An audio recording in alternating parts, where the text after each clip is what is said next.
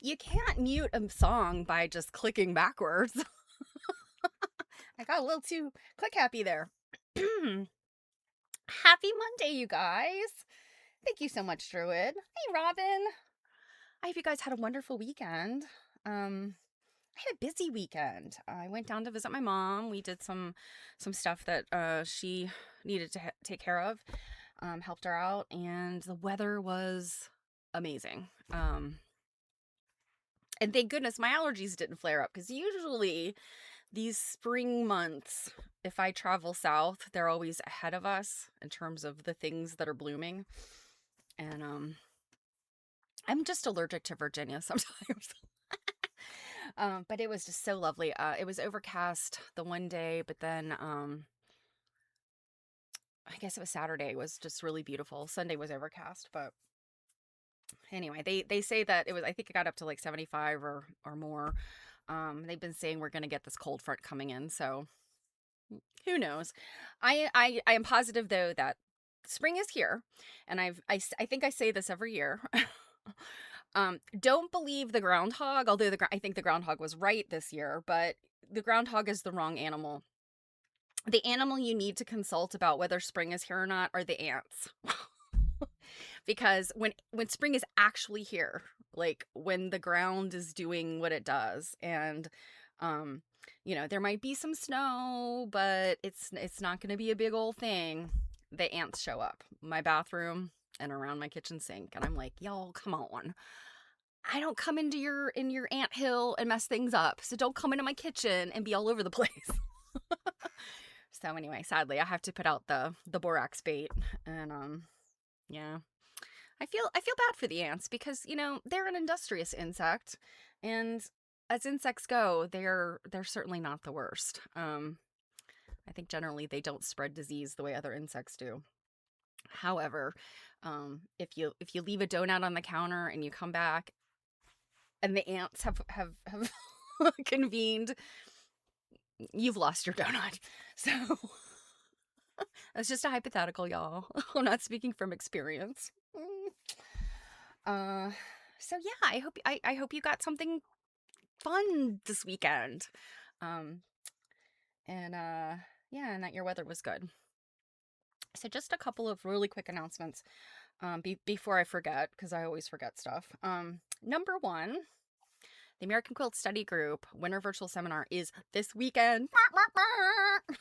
And I would be remiss if I didn't continue to invite people. Whether you're a member of AQSG or not, you can attend. Non-members pay like a little bit more for the sessions, but we got some really good ones this year. I'm very excited about several people I've seen lecture before. We've got one or two lectures that were done at our in-person seminar in Portland, so that our members and the public that couldn't make it to that can get these lectures. So yeah, I'm super excited about it, and I've kind of been the volunteer coordinator, so I'm sort of proud of my work, and I have to keep plugging it. So I'm putting the link in the chat.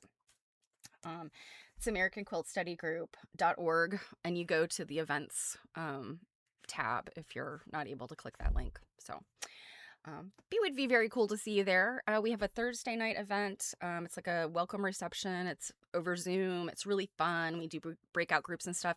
It is free. You just have to register, so it doesn't matter whether you're a member or not. You can come hang out with the AQSG nerds. And our keynote is on Friday night. It is with Sandra Sider, and she has just written this incredible book. And if you follow me and Jill over on Quilt Nerding, we're going to be reading this book in April. So Sandra's keynote, it will maybe be a good introduction for you if you're interested in that. And then Saturday and Sunday, we have all of the sessions. And like I said, they're really good ones. I'm very excited.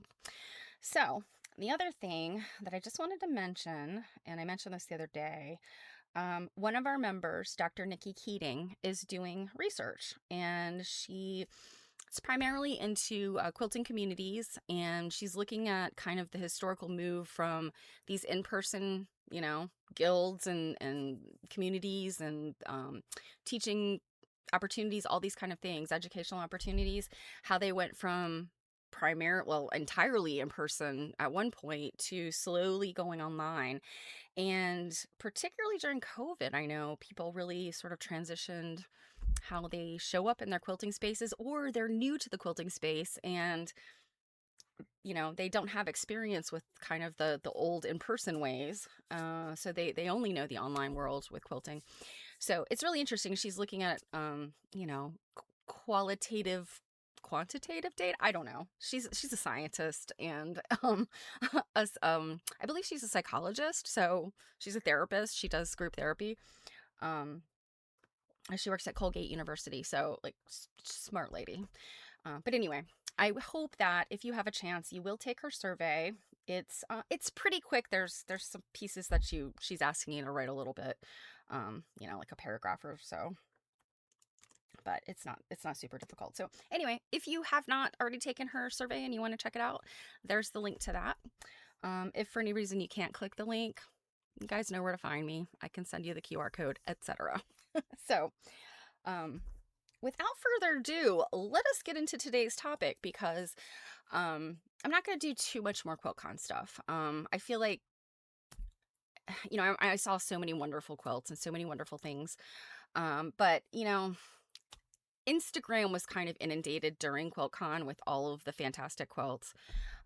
They will come out with, I believe they're still doing like the comprehensive like exhibition catalog of all of the quilts. So I'm just going to focus on really one more exhibit, and we have to split it into two because it was a huge exhibit. But it's the community quilts. It's the quilts that are made by guilds.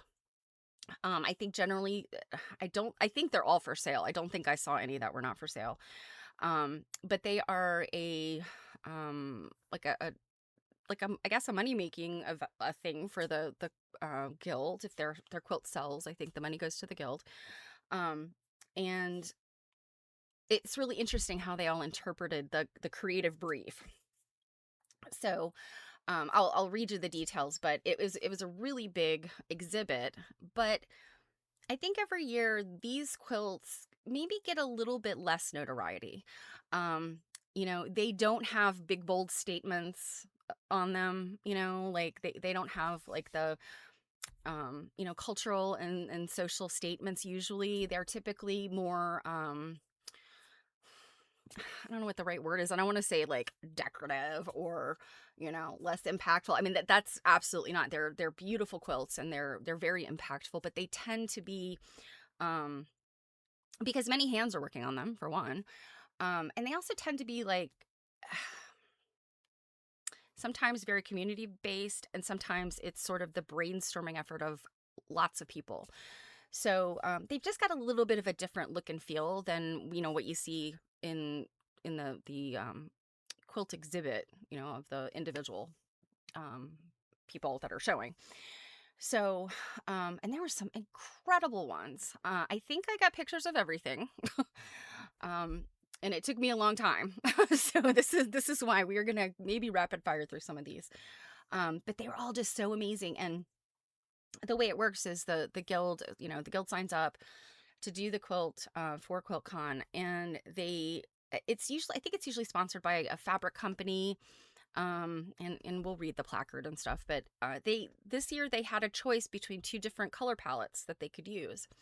And I think more people picked the one we're going to look at today.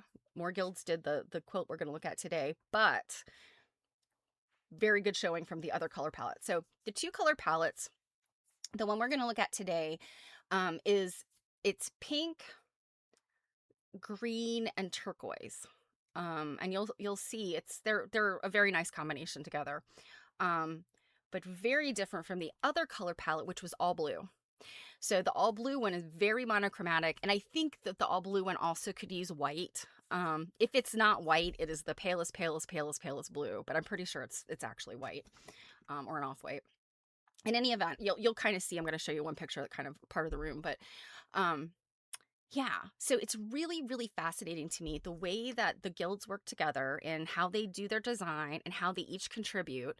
You know, I would imagine some guilds are probably very large and not everybody, has a hand in making the quilt, but um, some of them it's very clear. Every member, every person involved made a block or had some element that they contributed. So I think that's really cool. And then just the way that they interpreted this creative brief, I think is really fun. So let's get into it because I'm gonna have time to read American Quilts today. I only gave you a little bit last week, so let me switch over here to my other screen. And wouldn't you know it, my computer's being a turd. Let's see. There we go. Okay. So this is I'm standing at the front of the ballroom. And one other thing I did mention is, like I said, I always feel like these quilts get a little bit less promotion. People just go gaga over the individual quilts. And, I'm not saying, shame on people for going crazy about the individual quilts, but the community quilts, I think that there's sometimes some like really amazing gems hidden in there. Not to say they are all amazing. But I think what was even maybe harder for this group of quilts is where they put them at the convention center. Because it was such a huge display, I think they would have been really hard pressed to get them where the other quilts were. They really would have been like smashing stuff together. So they made the decision to put them upstairs in one of the ballrooms, which was right beside where they do the lectures. So anybody who took a lecture during QuiltCon would have gone up and then also seen like, oh, hey, there's another quilt exhibit up here. But if you maybe just came for a day or you were very busy and didn't get all the way around, you didn't take a lecture, you didn't necessarily read the program in detail, you might not know these quilts are up there. So I kind of feel bad for them. I feel like they need to be looked at. So excuse me. That's one of the other reasons why I wanted to focus on these quilts versus some of the individual, contributor quilts that, again, have been seen all over. And maybe at some point in the future we'll look at those. But I just wanted to give these quilts a their turn in the spotlight. So I'm standing at the front of this ballroom. This is only half of it. I'm standing and kind of like pointing my camera to the left-hand side of the room. Um, right out of frame on the right-hand side is the entrance, like when you walk right in, you're going to see the big placard that explains what this exhibit is about. And to the right of that is like a whole nother 2 rows. And what you see here, and if this makes sense to you if you've been to a quilt show, the different ways that they display quilts, but um, this is called pipe and drape, and basically there are these metal stanchions, and it's got like a curtain threaded onto it. um they used this same layout downstairs for the individual quilts. I have been to quilt shows where they do this differently. um this layout is a little bit challenging at times, but I think it's sort of like the best of the worst solutions, because when you've got a lot of, large pieces to display, there's really no perfect way to do it. Every way you do it, either, if it's just excellent flow, you can't get as many quilts in there. If you jam all the quilts you can get in there, then you kind of disrupt flow. But what's happening here is these are zigzags. So like there's another panel here that you literally can't see, that's zigzagging in here, and you could kind of get a picture of like what that looks like. But anyway, they're zigzagging. So as I come around the corner, and there's this quilt and another quilt there, and all of these also have quilts on the back side of them. So that's telling you how many quilts are in there. I didn't count, but I would say there's probably uh, 75 quilts in here, maybe. Based on the numbers, and I have, just the numbers of pictures I have. So there's 2 pictures for every quilt, because I did the quilt and the placard. Um, And then there's a handful of quilts I did some close-ups of because they had some kind of like really cool element that I, wanted to zoom in on. So just estimating from my pictures, I'd say there's about 75 quilts in here. And like I said, the pink, green, teal one, that color palette is what few more guilds chose that one over the blue. But you can see here, there's a lot of blue on this side, but there's also a lot of this pink in here. And I think, of course, the blue ones are stunning. But I really was drawn to the pink one, the pink, green, and teal colored ones, and not for the reason you think. Of course, I love pink, as you can see behind me. But I think the pink, teal, and green ones, depending on how, depending on what their design looked like and how they utilize those colors, the quilts look so different. I mean, just this one as an example, and we're going to look at this one, I think, pretty early in as we go. But this background is this green, and then, they're using the turquoise colors. But what if they had swapped that out for pink? This quilt would have looked totally different. I mean, obviously the design would be the same, but its look and feel would be just very much different. And I thought that was pretty neat. Now, I mean, really the same thing with the blue ones, because the blue ranged from, like I said, if it's not white, it's like the palest ice blue, all the way up to this almost black midnight blue color. So it was also, this really interesting palette, and you can just see from what you see here how different these quilts can look. This one's really predominantly lighter colors, whereas this one focused on the darker colors. So you see, if you in your mind you picture, flip-flopping some of that, different look and feel. So I just think this is like a great study in choices, and then kind of imagining and taking inspiration from, like, okay, what if they had done, pink instead of the green, or what if they had, executed one of these blue ones in the pink, green, and teal color, palette. How could that have changed? What would make it different? So that's that's a little game I play when I'm looking at things like this. And it's not to say that, oh, I wish they'd done this differently, but rather, if it was my guild and we were making decisions, like what would I be drawn to, and what kind of suggestions would I have made, and what how would I have contributed to any one of those? So it was a pretty fun experience. So community outreach. Excuse me. So the Community Outreach Challenge is one of the Modern Quilt Guild's largest scale philanthropic projects. This year, we asked Modern Quilt Guild members to make quilts that use a medallion style in one of 2 prescribed palettes. Many of these quilts are for sale at QuiltCon, with all funds going to local Raleigh nonprofit art givers. So I'm sorry, the guilds don't get the money, the Raleigh nonprofits do. I don't know why I was thinking the guilds. So the guilds basically made these quilts as a donation to the city in which QuiltCon takes place. And it, if it doesn't sell, I think it goes back to the guild, and then the guild can do with it what they want. They could raffle it, for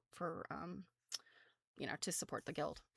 So that's the gist of this. And like I said, I already told you about the color palette, but their other constraint was it has to be a medallion quilt. Well, what are medallion quilts?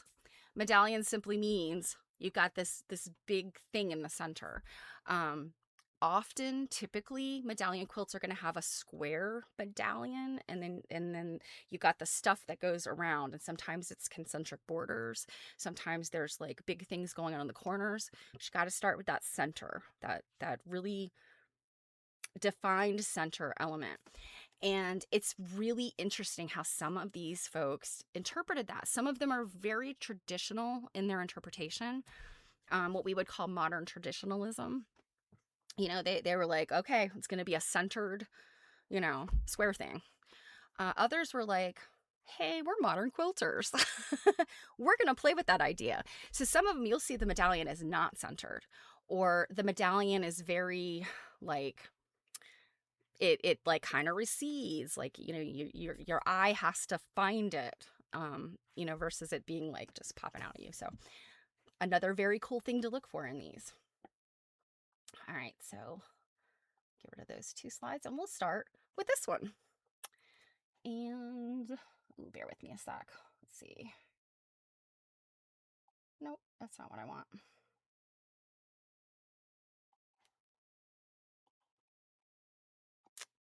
I did not put these on my phone, so I'm going to have to read them to you off the screen.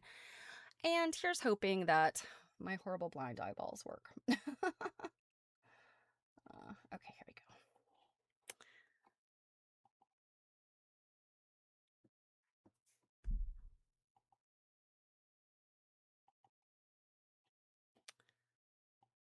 All right.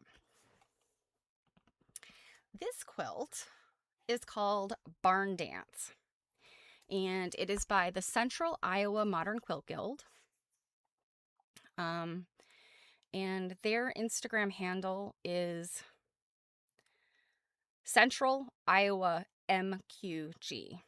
So you should be able to find them pretty easily. So, Barn Dance is an original design by designer Stephanie Bracelin. And I met her. There were so many Stephanies at QuiltCon. It was insane. But anyway, I just happened upon her at some point. I might have told you guys the story last week, but so this is one of her patterns.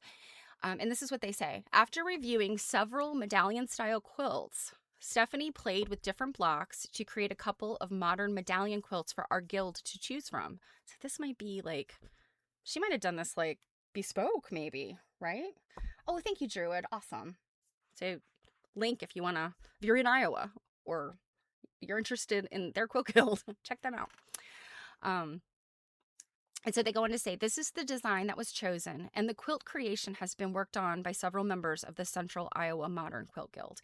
And I suspect then Stephanie Bracelin must be from Iowa, and this might be her home guild. Or she's a friend of the guild. So, but this one, I love this one, very modern, but also very traditional in some ways. So this is definitely that concept of modern traditionalism. Because it's got this like highly modern spin on something that is somewhat traditional, medallion centered, borders around it. That's very traditional, but her design really took this in a different direction. Okay, it's the next one. Like I said, we're going to rapid fire through these, but throw me a note in the chat if you want me to slow down or stop, go back to anything.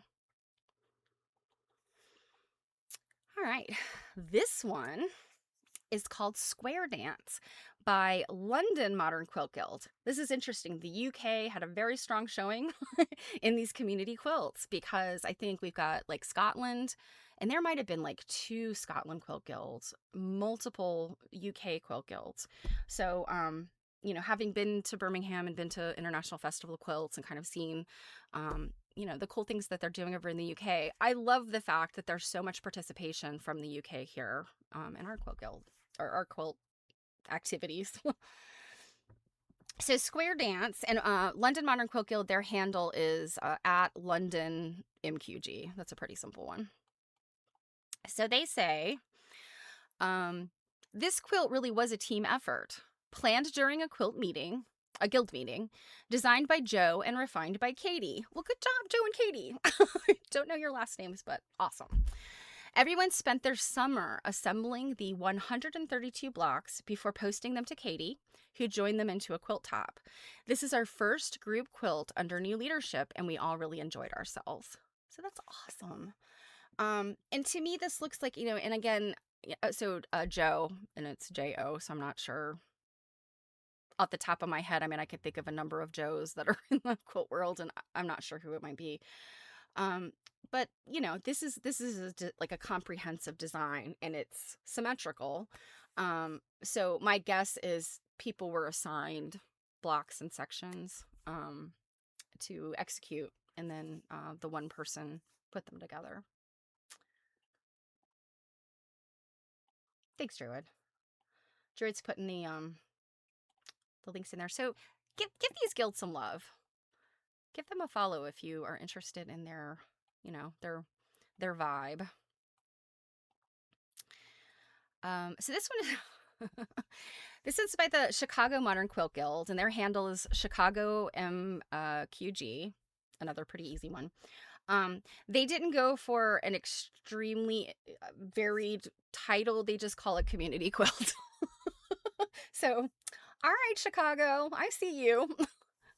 And they say this is an original design by Chicago Modern Quilt Guild members, pieced by over 25 members at five sew-ins hosted by Chicago Modern Quilt Guild members. That's really, really cool. This quilt, looking at this quilt, you might never know, like, oh, that's from Chicago, because there's nothing that says Chicago in it, right? Like, of the quilts we've looked at so far, none of them have this, like, oh my gosh, that's definitely of this place. We will see some that they've taken their city or their region and it's all over the quilt. But if you just roll it back to the idea of this community effort, 25 members being involved in a quilt is amazing. And then the fact that they had 5 different times that they got together to work on this, I think is really cool. So it was quilted by Sarah Evans, who was a member of the Chicago Modern Quilt Guild, bound and labeled by more Chicago Quilt Guild members. And the quilt was built by a community of super amazing makers. And I agree with them. I think this is really cool. And again, like, think about this. What if this, like, the sort of brighter aqua, what if that was pink? And then what if the green was the aqua? I mean, it just would look very different. This one's got that kind of aqua predominant, whereas the pink and the green are, there's less of that in there. And I think it appears to me, there's 5 colors in the palette, I think.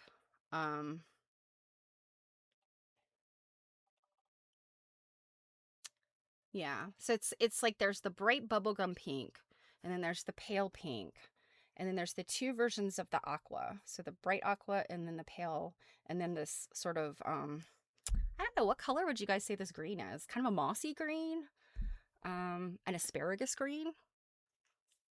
Asparagus green, I like that. I'm gonna call it asparagus. Okay. Totally different look, right? That pale aqua is predominant now.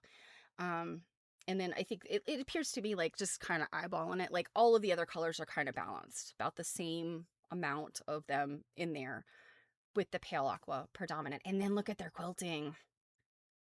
Yowza. So let's read about this one.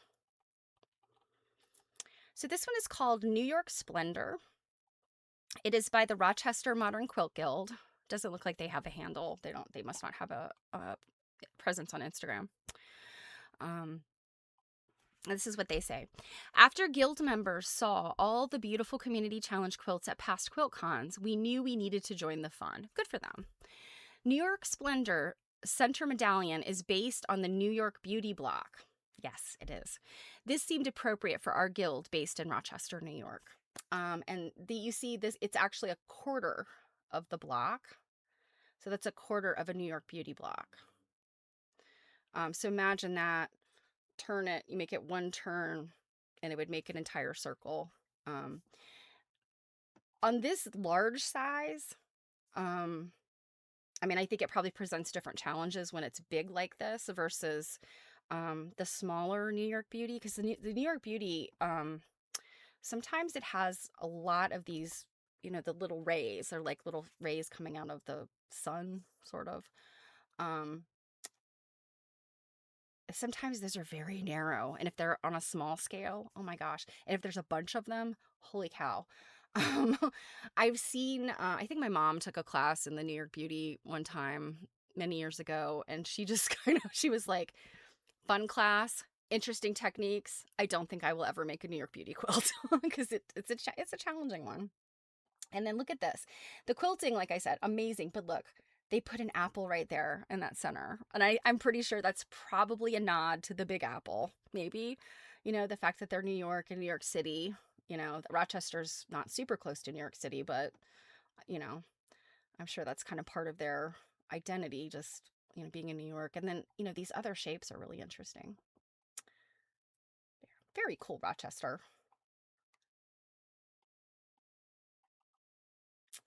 Now this one,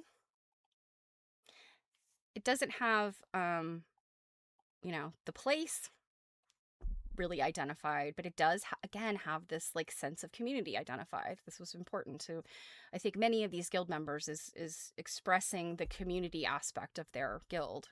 and where they live. This one's called Words with Friends, which I thought was cool. Obviously, there's words in here. So kind of a play on the game Words with Friends.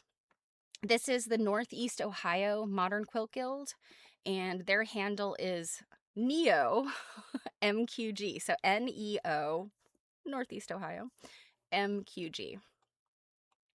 A play on the popular word game, we chose to make our medallion quilt centered on the words that bind our community together. We used multiple techniques and blocks, using this as an opportunity for people to learn new skills. That's another cool thing. I can imagine, maybe members who had never worked with like curved piecing before, maybe members who have maybe never worked on um, putting words, piecing words, because that's there's a skill involved in that. It typically pieced words are usually done on a foundation.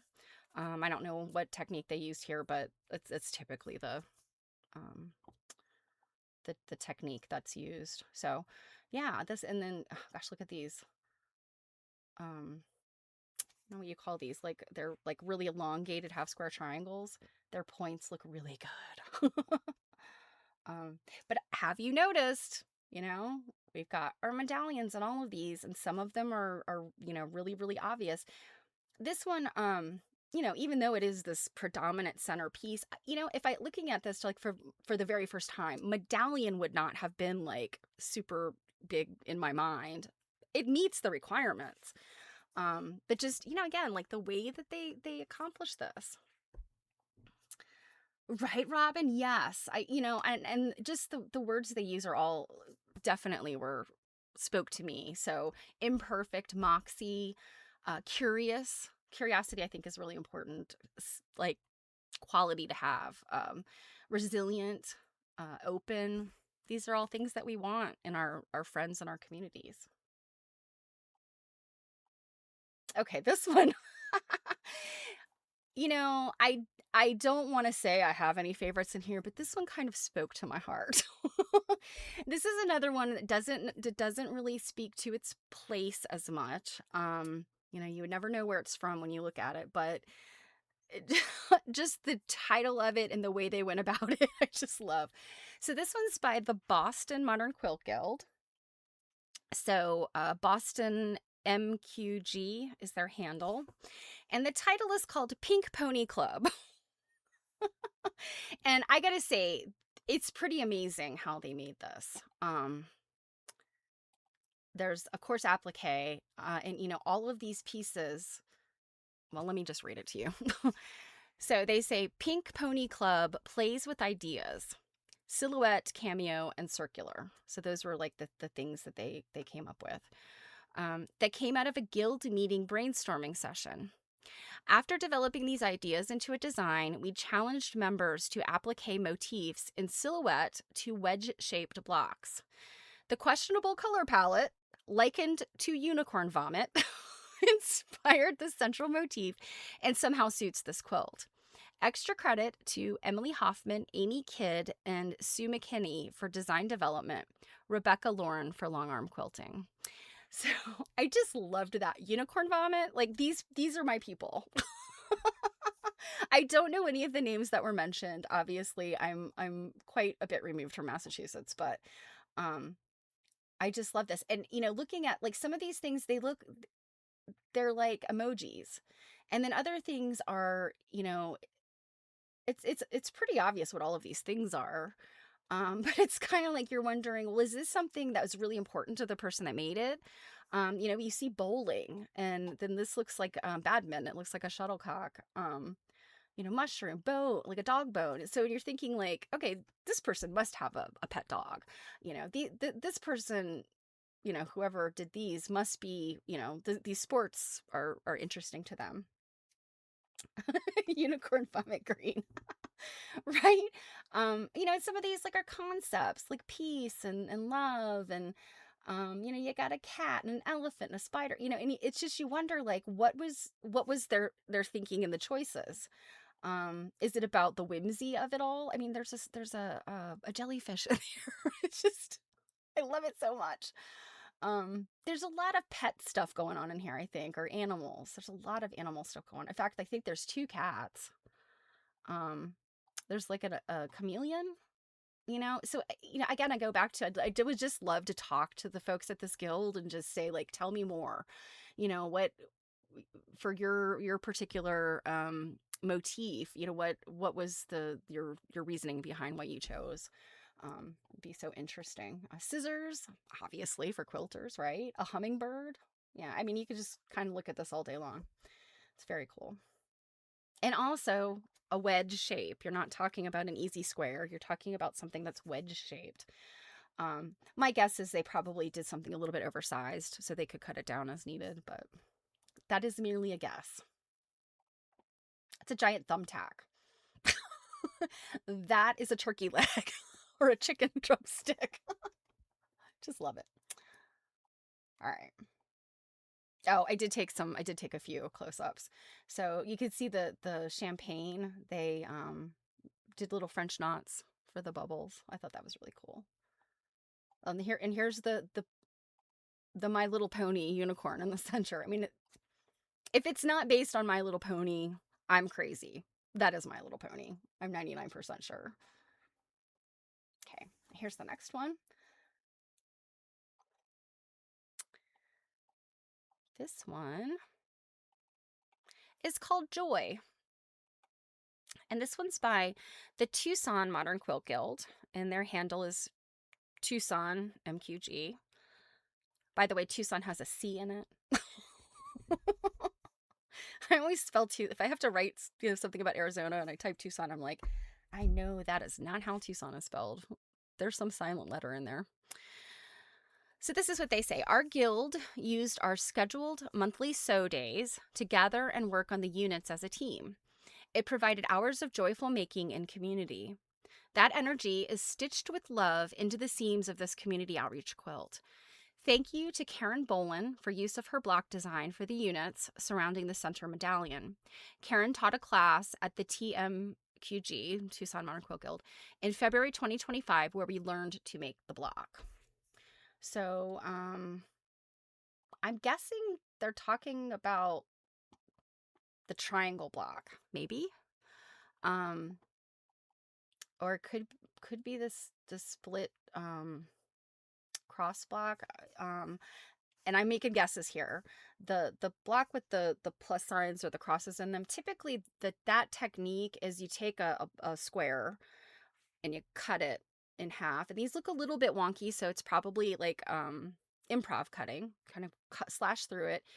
You seam it together with that strip in there, and then you slash it the other way and do it again. And then you square up your block to the size you want it. Now, if they're meaning these triangles, they look improv-y too. Yeah, they look a little improv too. And then, of course, you've got these long, skinny ones. So that's why I'm thinking probably they're talking about the triangles. But you know what? For all I know, it's all this stuff together is what Karen Bolin taught. I don't know Karen Bolin. I can't picture what her work might look like. So, but also look at this beautiful rainbow arc. It's not a Baptist fan because it goes all the way over. Baptist fan is kind of like a sort of a quarter, deal or third. But this would be considered like either a clamshell or a rainbow. Really love that, particularly because this has all of those points and angles. And then they've used this very soft, curved quilting to balance that. Very good job, Tucson. All right. Okay, now we're getting into some where you're like, all right, I got a feeling like I don't maybe know exactly where this is from, but this has got to be a beachy place, right? Because you've got some flamingos, stylized flamingos. We got some fish. We've got like what look like palm leaves because this is a palm quilt block. So this is called Fin, Feather, and Frond. Fish, flamingos, and the palm trees, right? It is the Central Florida Modern Quilt Guild. Their handle is Central Florida MQG. And they said, we wanted to capture all that is the beauty of Florida, as the colors reflect Florida's fish, fronds, flamingos, and reflections. The original pattern, created by guild members, was a joy for all of us to create their parts and pieces. This was truly collaborative and brought joy to all of us, as we hope it puts a smile on your face. So I loved that. And how they used the colors again, and this, very strong medallion here in the center. Kind of, I mean, really almost more traditional. You've got the like kind of the small medallion, and then its own borders. And then you have these, like, I would say they're like sun rays, right? It's very sunny in Florida. Sun rays coming out. So this is definitely one that speaks to the place it's from.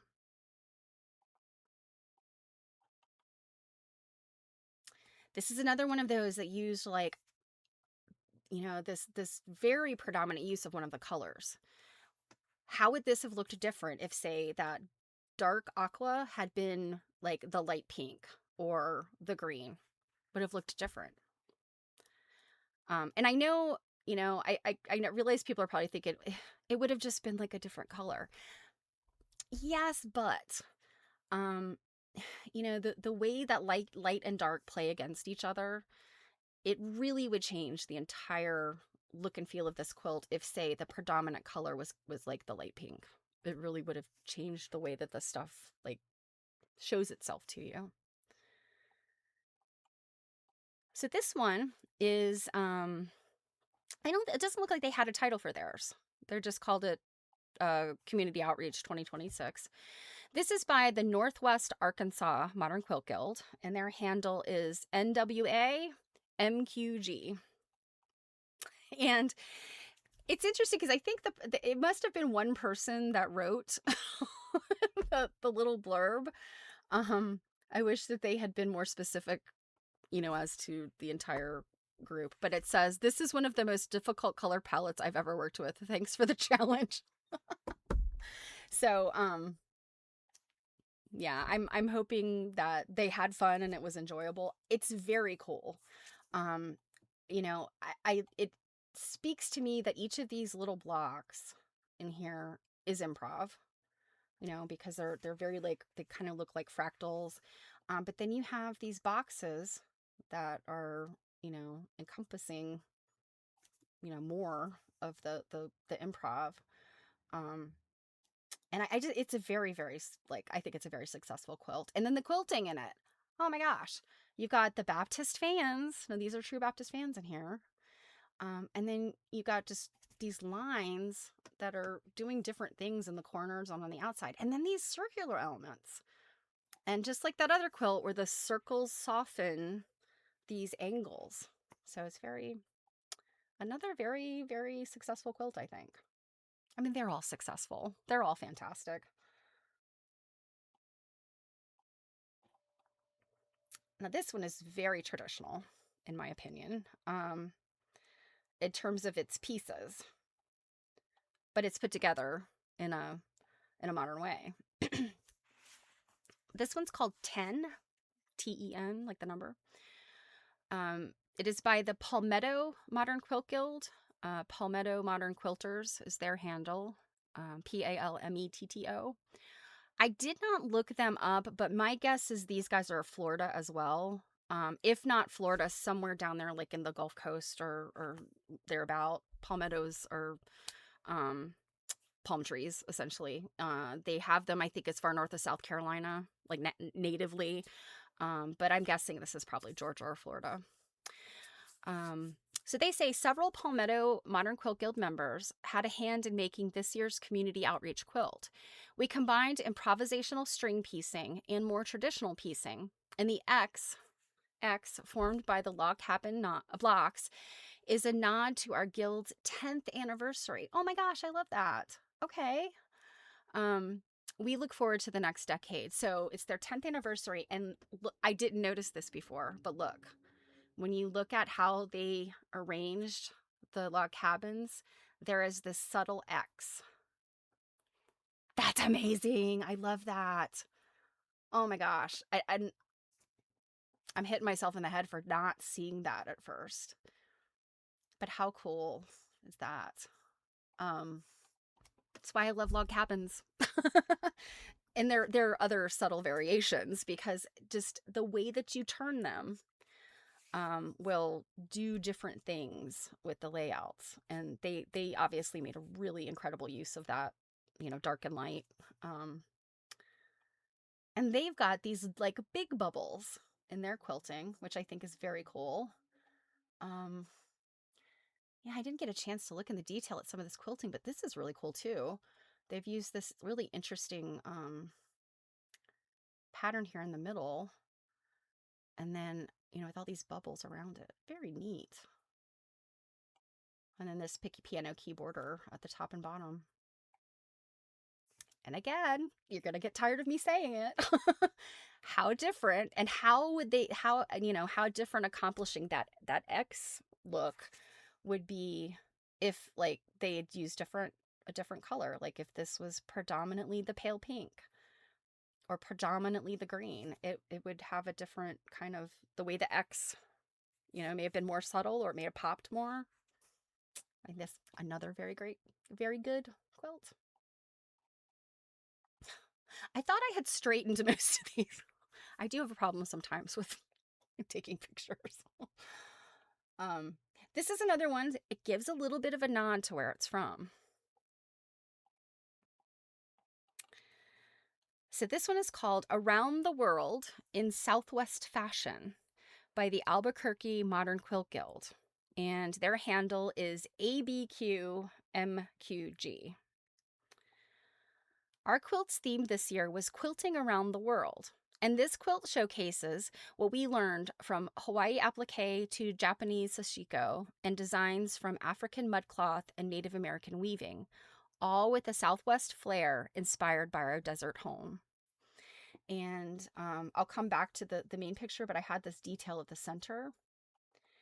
And they're definitely, they're leaning into their desertness of Albuquerque. And so it's like Hawaiian. Like, I think this is a nod to the Hawaiian applique in that they have this cactus. It's very simple in terms of, Hawaiian applique, but it's still obviously like a folded pattern. Very cool to make this cactus. And the little details they put in here, these itty bitty little embroidery stitches to make the little spines on the cactus. The cactus flowers are these cool little, oh gosh, I can't remember the it's another Japanese technique. It's not sashiko, but it's where you fold the pieces of fabric, little swatches of fabric, to make these flowers. I can't remember. It maybe starts with a K. I can't remember. And then they have these other little pieces, these little tiny yo-yos that make the buds, or maybe fruit, but I'm thinking it's more like buds that are on this other type of plant.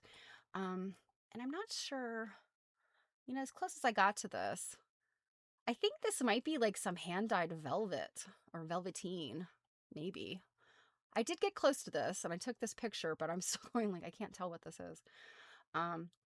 But it took me a second when I say trip around the world, Southwest fashion. I went, oh my gosh.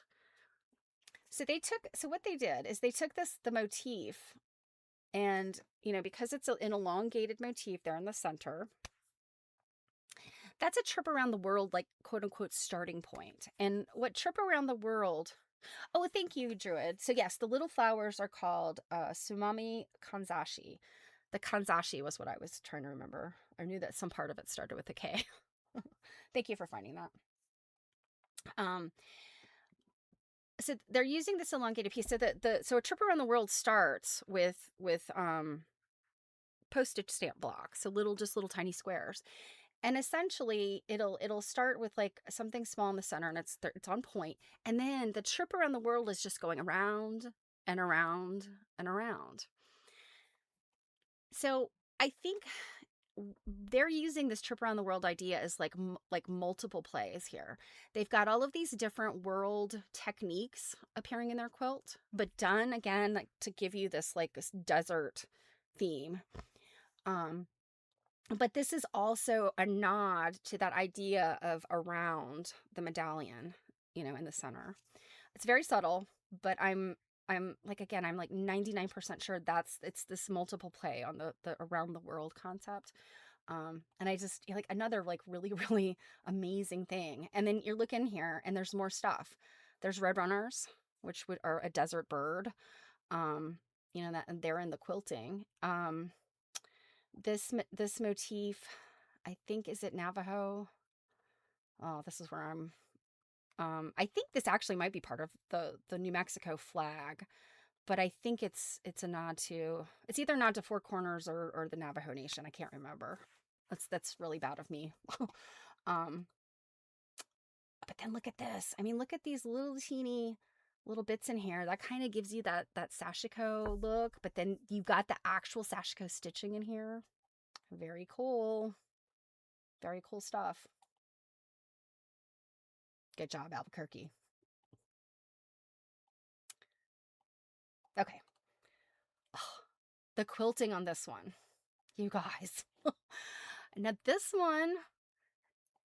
is one of the ones where I was like, they took that idea of the medallion and they went, we're not going to center that thing.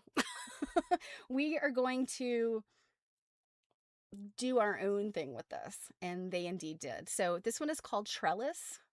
And that would be this piece here that is the like the quote unquote center of the medallion, even though it's not centered.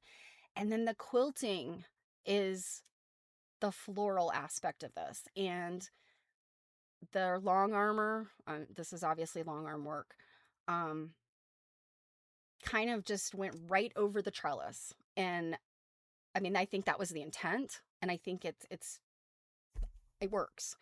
Um, because flowers would inundate a trellis like that too. So a very, very interesting way that they interpreted this challenge and how they executed on their idea, I think was really cool. So this is another Florida guild. This is the Orlando Modern Quilt Guild. They do not have a handle. But this is what they say. This entry is being created by a group of members of the Orlando Modern Quilt Guild as the guild entry for QuiltCon 2026. The design trellis has been adapted, redrafted, resized to create a modern medallion quilt for this entry. The design trellis was adapted from the book 100 Modern Quilt Blocks by Tula Pink. I knew that looked familiar. So if you've ever seen the book 100 Modern Quilt Blocks by Tula Pink, it's probably at least 10 or 15 years old, that book. But it's a really great book. It was one that she wrote, like, and I can't remember who she wrote it with, but it was definitely one of her. Oh, Orlando does have a handle. Well, they didn't put it in their placard. um, but like I said, I just, this is so cool how they did this, and kind of pushing it over to this one side, and then, I mean, I could just all day look at all of these little curly cues and bits and pieces in here. Really neat stuff. And like I have said with so many of the others, in your mind, look at this. What if this background was pink or the dark turquoise instead of the pale turquoise? Choices they make. It's really fun to consider all these things. This is another one where they really stretch the idea of the medallion. The medallion is now centered, or not centered, it's off to the bottom right. And then this amazing variety in the borders, and then to the point that the borders across the top are just single rows because of how they laid this out. And they call this one eccentric medallion. It certainly is.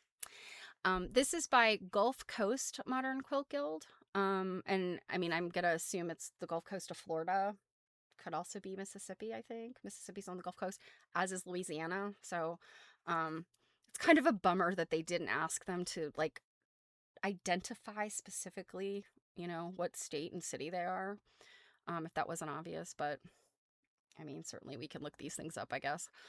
They did not provide a handle, but they say Each Gulf Coast Modern Quilt Guild contributing member selected a card containing a quilt block design and measurements for one section of the quilt. So this must have been like almost like a mystery quilt for them. Using that limited instruction, they created their interpretation of the design. This whimsical medallion is truly a reflection of the guild members' creativity and varied quilt piecing styles. The techniques used were machine piecing, improv, and raw edge applique. Free motion machine quilted on a frame or a long arm, quilted by Dipali Gupta. So it looks like there's probably, it's not an all over pattern. It's a pretty simple pattern of quilting, but it looks like the quilter did put in all of these kind of bespoke elements. It's not quite as wild as like the trellis one, but the quilter put in, a lot of really, bespoke elements to pull all of this together. Oh, I love that. Like, it's like an upside down clamshell. It looks like mermaid scales. That's pretty neat. Um, how fun. I mean, and like what a great way to take something like this and kind of make it almost a game, like you're going to take this part and you're going to make it as as a contributing member, and then it's got to all come together. Um, oh, Houston. Yeah, Gulf Coast. I mean, I can't imagine that there would be another one. So, gosh, is Houston that close? This is terrible. As many times as I've been to Texas, I cannot tell you where any of the major cities in Texas are. I just feel like Texas is enormous. The cities are scattered all over. So Houston, I guess, is down there towards the southeast of Texas. I'm sorry to Texas residents for many reasons, but for the fact I don't know where your cities are. Um, but a very, very cool execution of this. And the quilting is very nice. Oh, look at this. I didn't even notice this with the circles, and then you've got that where they overlap with the orange peel. Very, very neat. Check this out. So we've got a nod again to where this might be from. And I did look this one up because I was like, huh. I couldn't quite put together because we've got a lighthouse. We've got, this big sailboat in the medallion here. But we've also got baskets of cherries, and there's a mitten down here. And there's something else I think that I don't remember where it is. There's definitely little trees, and then there's just some other elements in here. I'm going, And then of course you have the traditional blocks, like like this is the snail trail block, and you've kind of just got some like your ordinary pinwheel and more traditional blocks. I like this one too, Robin. I think this one's pretty neat. Oh, so Druid actually had a little extra information. Southeast Houston, Clear Lake, Friendswood, Galveston, and more. Okay. I knew Galveston was down towards the Gulf Coast. So, okay. Well, that will help me remember that Houston is close enough to the Gulf Coast to call themselves Gulf Coast. This one's called Smitten by the Mitten, and it is a nod to the mitten. And I'm like, okay, we got this water, but we also have a mitten and cherries. What? Okay. Grand Traverse Bay Modern Quilt Guild, and their handle is Grand Traverse Bay MQG. They're in Michigan, so if that helps. So we got a Great Lake here is what we're talking about, I think. And so all the water makes sense, but it's Michigan, so the mitten also makes sense. So they say Smitten by the Mitten represents the Grand Traverse Bay area, plus traditional blocks that bind us together. The medallion depicts sailboats on Grand Traverse Bay, zip codes from where our members live. That must be what's in the quilting. I remember reading that and then I forgot to look. I guess, is this M22? Oh, no, wait, here's a zip code. Ah, there's a zip code. Okay, so they're just scattered in these blocks. Okay. Cherries are because Traverse City is the cherry capital of the world. I didn't know that. The Bear on the Dune, which I'm not even sure what that is. I guess that's this. Oh, there's multiples of that. It's a bear. The bear on the dune represents the Sleeping Bear National Lakeshore. Friendship blocks represent the friends we make by being part of the quilting group. The traditional blocks represent those our ancestors used. So, oh, look at these little teeny star blocks. Oh, a fish. I love these fish. Those are pretty neat. There's a lot to find in this. So this one definitely has all of that symbolism for the Grand Traverse Bay area. I thought was pretty neat. And I did mention they're in Michigan. And I'm wondering if they came up with the name of it after the fact. They're like, that mitten block. This one has got a whole bunch of really cool quilting technique or piecing techniques in it. I don't know that you would know by looking at the quilt itself where it's from, but the title should give you a clue. The title is Land of 10,000 Patterns. And give yourself a pat on the back if you can figure out that this is the Minneapolis Modern Quilt Guild. So Minnesota, known as Land of 10,000 Lakes or Land of 1,000 Lakes or whatever. So this says Land of 10,000 Patterns shows Minnesota themes by the Minneapolis Modern Quilt Guild. 5 teams created the focal medallion and 4 rounds. Wonky Star Constellation, Flying Loons. Okay, the loons are a big deal in Minnesota. So I'm guessing they're using the flying geese to mean flying loons. Abstracted Cities and Wilderness, Waving Surface and Groundwaters, and Framing. Another team quilted and bound it. 11 guild members, Kathy, Hannah, Laura, Karen, Rebecca, Darla, Rachel, Joanne, Lisa, Jen, and Teresa, planned, pieced, quilted, and bound this wild tribute to Minnesota's natural resources. So, like I said, all very symbolic, but once you know the title of it, you can kind of start to put these pieces together. And I love the fact that they're calling these flying loons. If you followed recent happenings in Minnesota, you'll know that the loon became, kind of a protest symbol. I also think it's kind of cool. So I want to say the rules of this, like they're not really supposed to use other fabrics, but they're not going to ding people for using a little bit of some. You've probably noticed there's been a couple quilts that had some pattern fabric in here, and I'm seeing little bits of it, but it doesn't bother me at all because it really blends. The colors really go together. They chose very, very well matching patterns to kind of sneak in there. I think probably the instructions probably say something like, 90% of the quilt must use the color palette of the fabric company. It's probably something like that. But I like some of the things. I mean, like this checkerboard piecing. It's amazing. And the quilting is also really cool.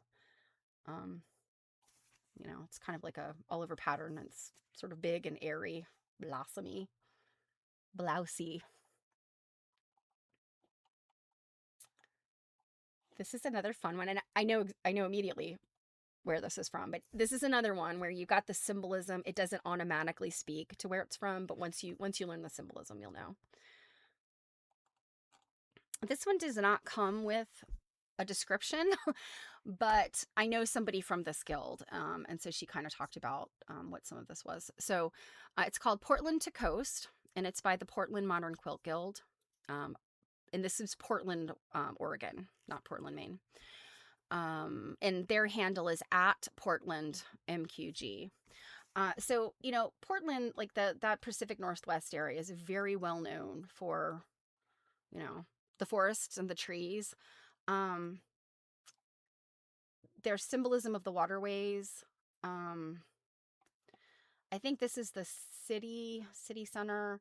And then you've got, your suburbs, I guess, of Portland here. And this one, I'm trying to think, because there's 2 quilts. There's one in the blues that actually a good friend is a member of that guild.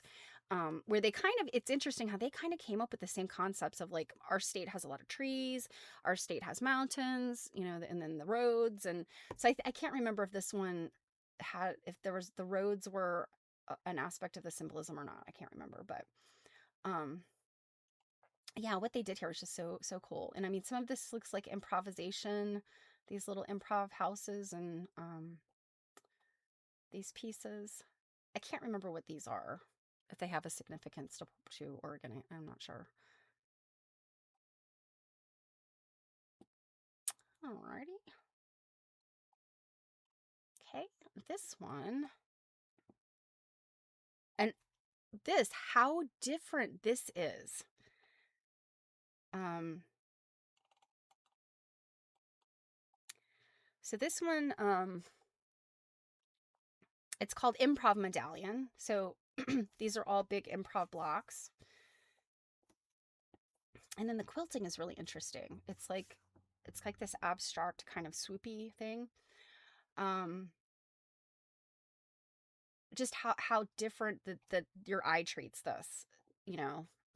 The dark turquoise. I think they've used another dark color in here that wasn't part of the palette.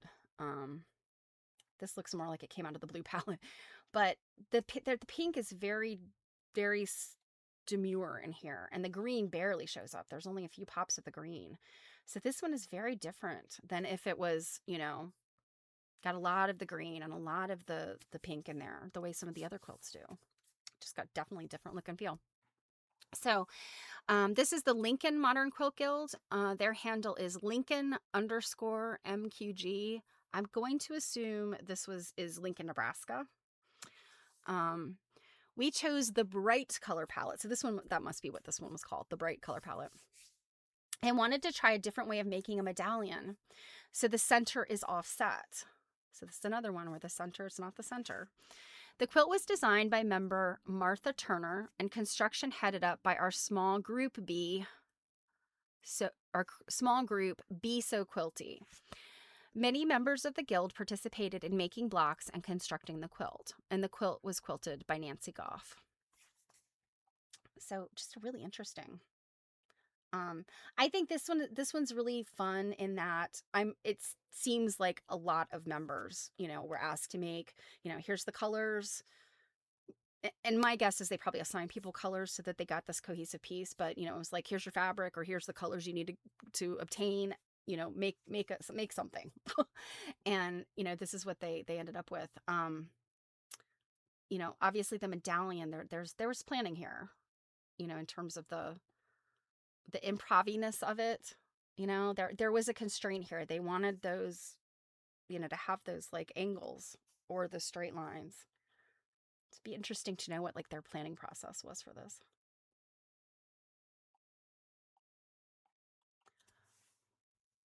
So pink. So very pink.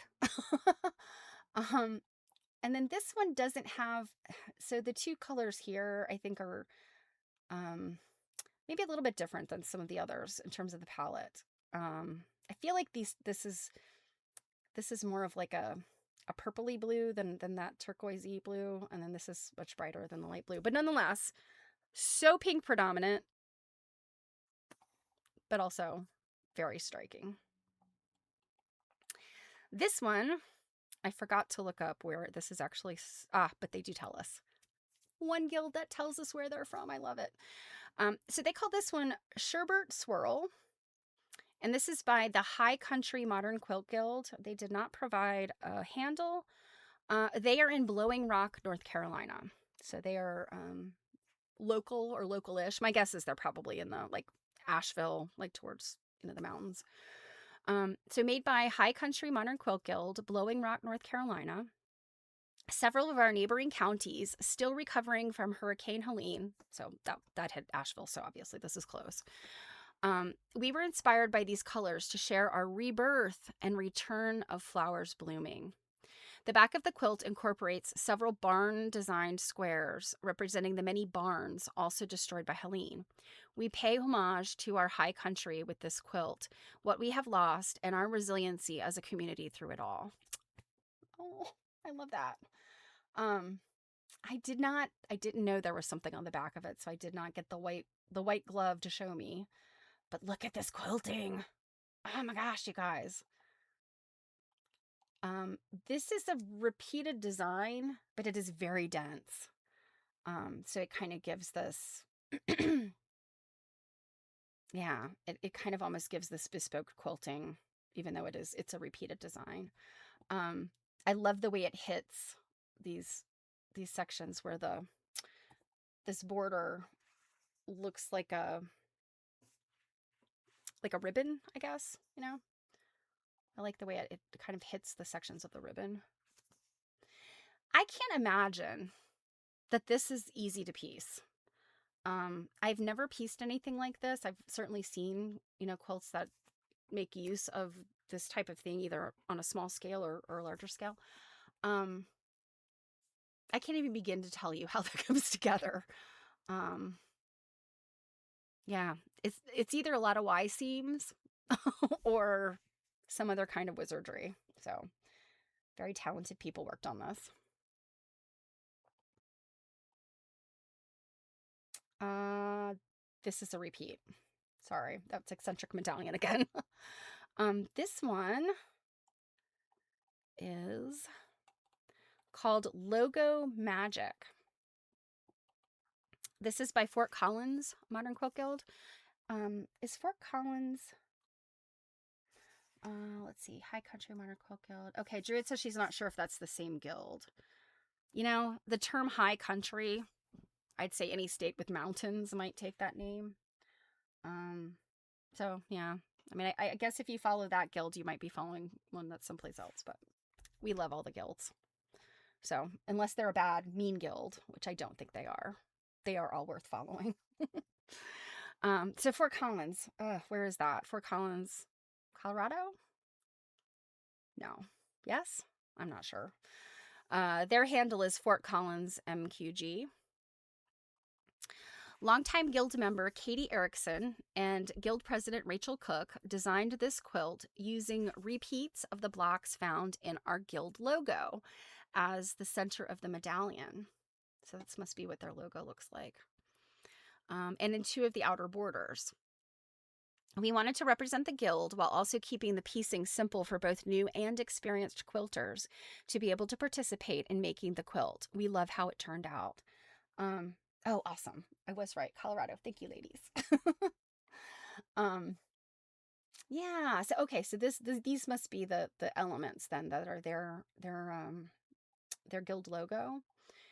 And I like that they've made the statement like that they went for simplicity in some of this because they have newer members.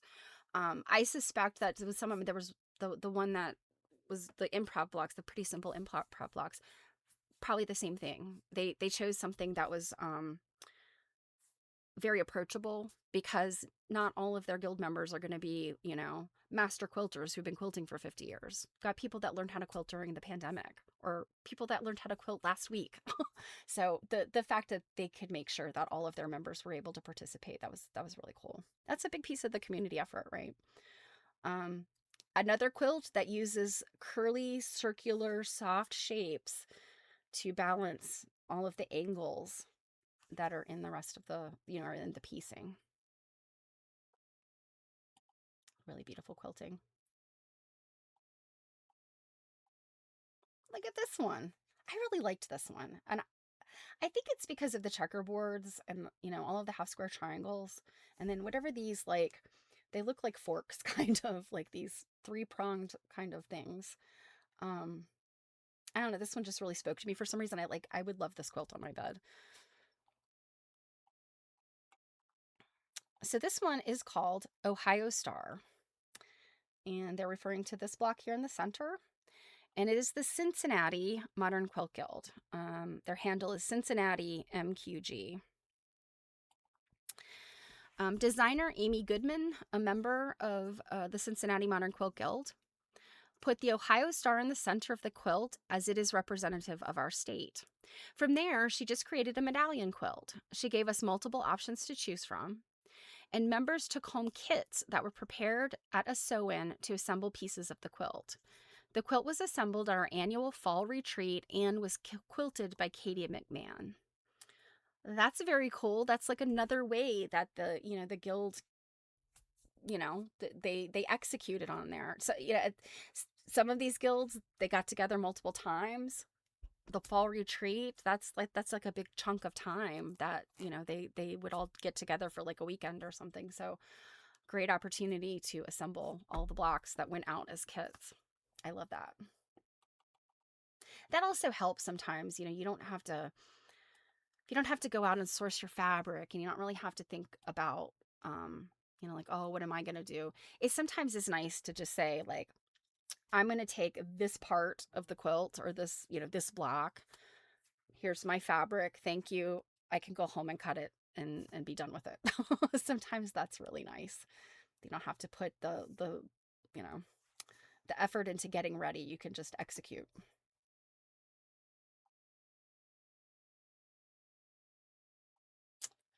Oh my goodness. Check this out.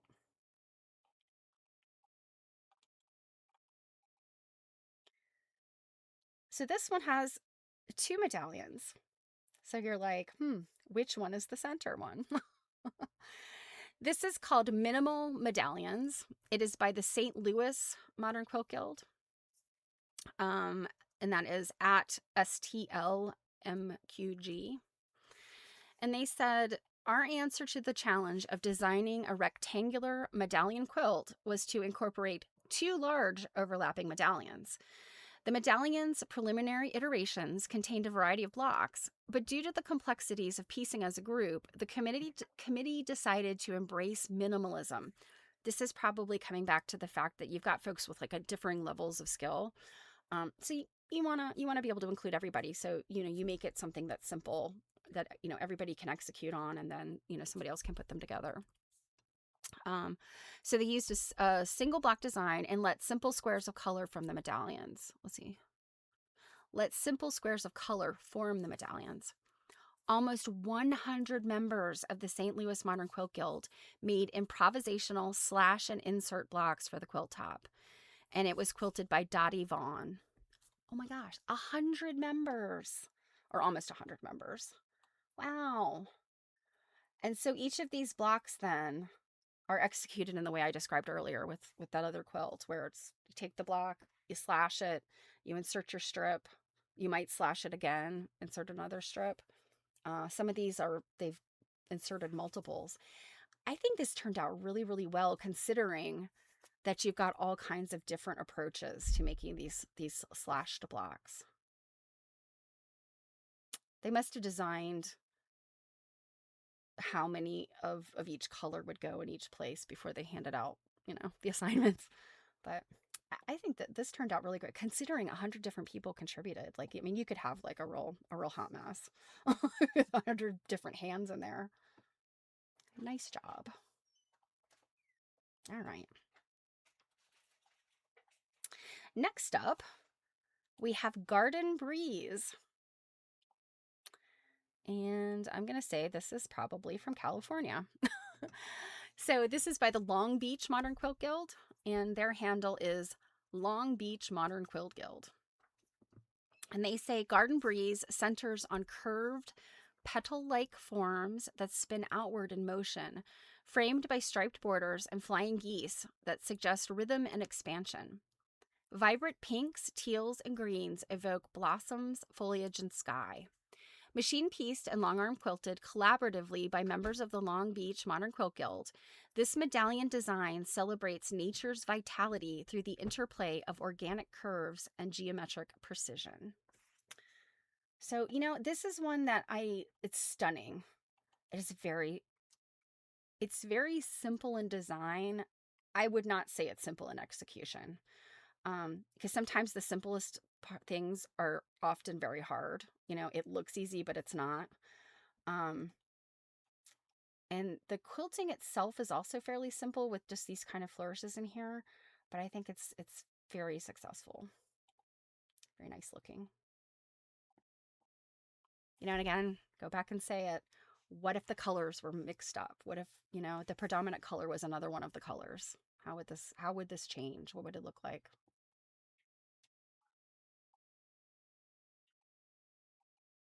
This is another really fun one. Um, Kind of reminding me of the pink pony one. Um, so this is called Cosmic. It is by the Grand Rapids Modern Quilt Guild, and their handle is GRMQG. And they say, the galaxy is the foundational medallion in which we live. So, I mean, they're considering like this whole thing the medallion. Our quilt represents the cosmos, building from a sun to planets to stars and the far reaches of space beyond. We chose the bright palette, believing that the bold colors would add to the whimsical representation, showcasing that quilts can be both modern and lighthearted at the same time. This combination is the perfect allegory for our guild's dynamic. So this is like another one of those, like, you know, Grand Rapids, where, where we are, be damned. It's about us, our guild. So the fact that they they've really represented themselves in this. I love that. I'm like, these are my people. All of this space stuff, I mean, you've got literal like rocket ships from Earth kind of stuff, but you've also got aliens, which I just thought was so fabulous. And this is a New York beauty done completely, but all 4 quadrants are different, which is also very, very cool. And my guess is potentially 4 different people contributed these. I'm not, I can't presume really how they did this, but that would have been my guess. And, they've got the comments and stuff. I know I did take some close-ups. Look at this. Is this not the cutest thing ever?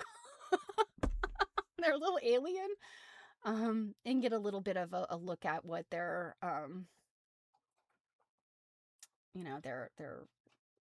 their planets look like.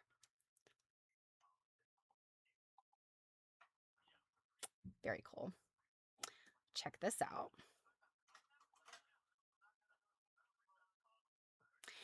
I'm starting to think, oh, Jared, were you talking about the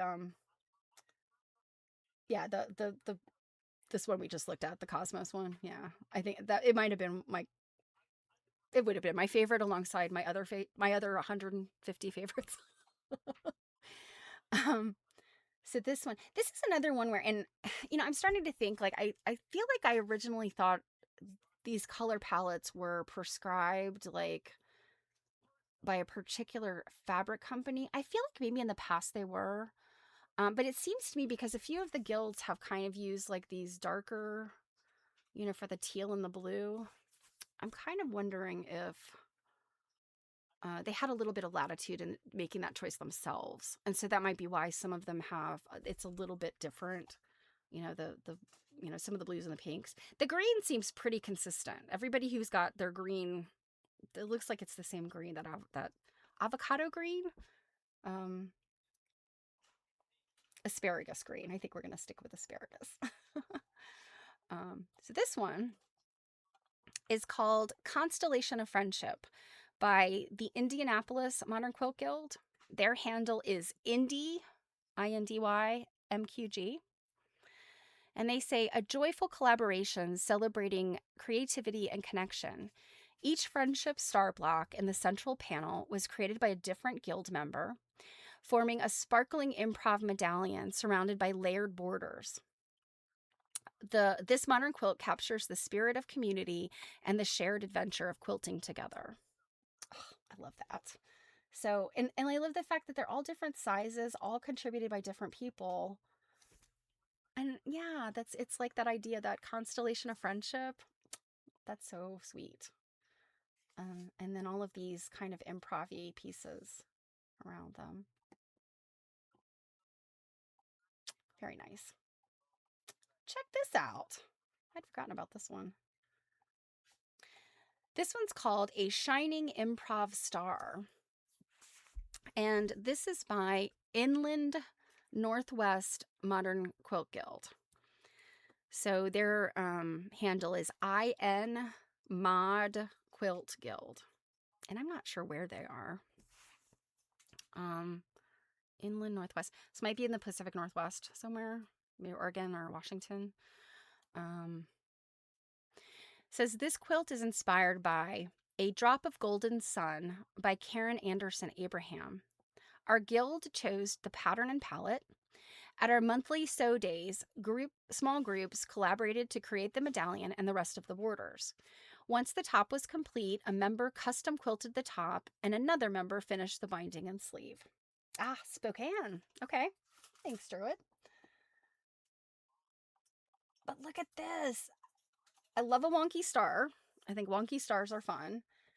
But the fact that this is all like improv piecing inside the wonky star, it's so funky. I love it. And then all of these custom, this custom long arming in each of the borders is pretty neat.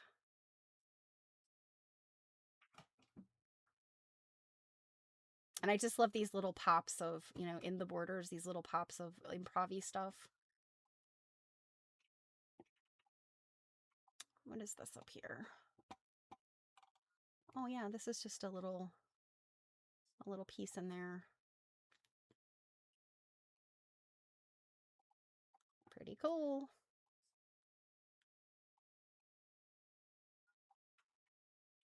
I think I have another repeat in here. Sorry. Yeah, this is another repeat. This is the Chicago Modern Quilt Guild. But you know what? While we have these together, look at this. So again, they're not identical, but they're kind of similar in the you've got this and then that, and we've seen this one before as well, I think. But how different they look when you've changed the colors. It looks like, if you put the quilts together, if you looked at them in black and white, I think it would be easier to draw, here we've got diamonds, here we've got, like checkerboard, whatever. But when they're set side by side in color, these quilts share nothing in common because of the color difference. But if you made them black and white, you'd be able to pick out the commonalities in them. So let me see. Did we already see this one? Oh yeah, this one's Square Dance. This was one of the first ones. Also another New York Splendor. And we're back to the beginning. Okay. I don't know how many I got so many like repeats in there. Okay, this one is definitely a new one. So this one is called A Garden of Gaggles. And it's by the Houston Modern Quilt Guild. Their handle is Houston MQG. And they say this quilt was made by 35 members. 35 people contributed to that. That's wild. For 35 like cooks in the kitchen, this is pretty cool. I mean, it looks very well, from this range, it doesn't look like there's one bit of wonkiness in there. It's beautiful. But 35 people's fingers were in that. They say Elizabeth's design explored the theme of a medallion quilt, but within the parameters of a rectangle instead of the traditional square. The quarter square triangle blocks create rows of geese that fly to opposite corners of the quilt. So, yeah, the geese they're separated from each other.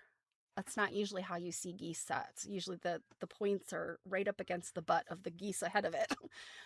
So that's cool how they separated them. And here, think about this, you guys. The use of this color, particularly in this border, you've got this green. It almost creates like an optical illusion of perspective. You could imagine this sort of being the top of some big tall monument with these like crenellated edges. If you were like looking down on the top of it, it creates this sense of like you're looking down on the top of something.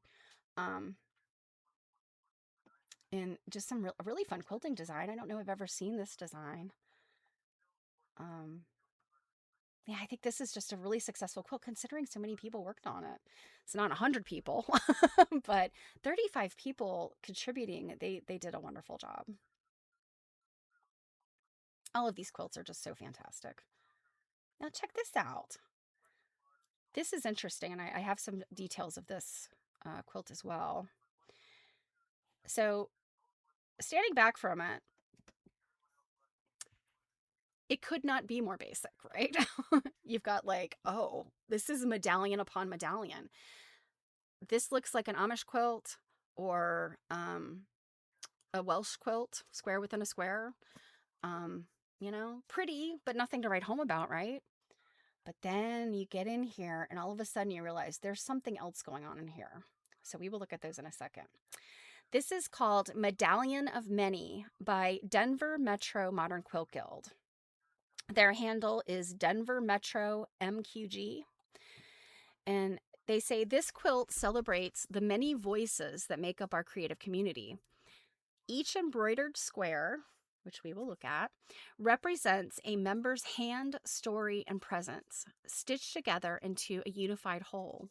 What begins as individual expression becomes a collective and inclusive artwork, reflecting how shared creativity strengthens connection and belonging.